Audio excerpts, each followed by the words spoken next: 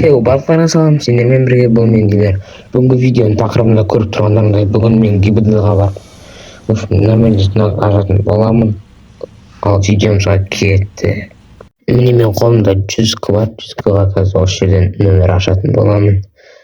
Қазақстан нөмірді ашамын.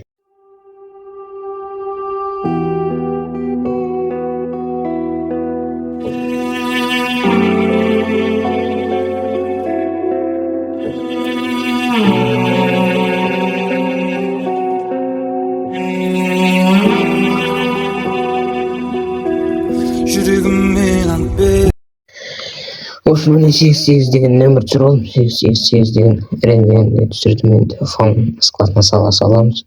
Үшін 100К-ға осындай нөмір түсті ғой. Склад біраз нөмір жатыр. Ондай қатты болады деп айтамаймын енді. Мынау болады. Енді 25-імді ашайық. 88 болады. Үшін бұған да түспейтін сияқты. 100К-ға нөмір ашпай-ақ. Нөмір. Осыны алсам ойнайым.